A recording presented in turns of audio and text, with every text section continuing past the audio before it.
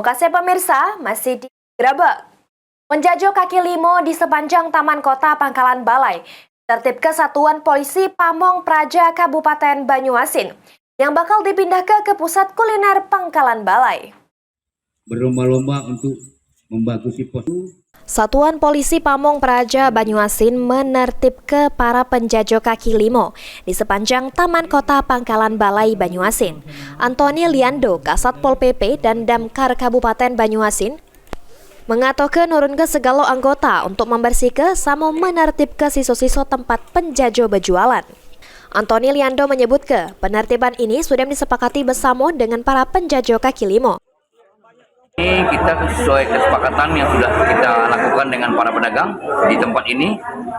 Kita sepakat hari Senin paling lambat Taman Kota harus kosong dengan pedagang. Nah, hari ini sudah sebagian besar mengangkat sendiri dan kami turunkan seluruh anggota untuk membersihkan sisa-sisanya. Jadi hanya menjadi kesepakatan dan ada beberapa pedagang minta tolong kami untuk bawain barang dagangannya, kami bantu.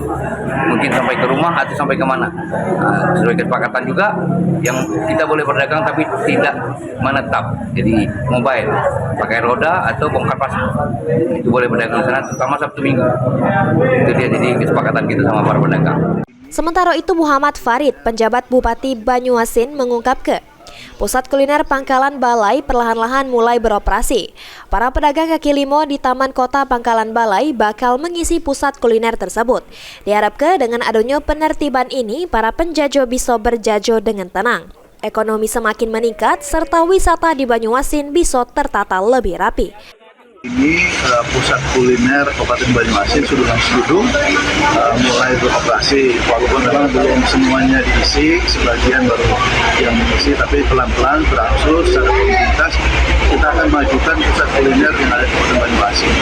Karena sangat sayang ASN kita, masyarakat kita sekitar di sini apabila ingin menikmati santap pagi, siang, mereka kebingungan mencari tempat makan.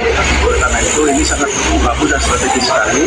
Selain dari itu juga para pedagang yang tadinya mengisi di taman-taman kota yang sudah cantik dibangun oleh pemerintah Kabupaten Banyuasin ini sudah mulai berangsur pindah mengisi kios atau los yang sudah disiapkan pemerintah Kabupaten Banyuasin.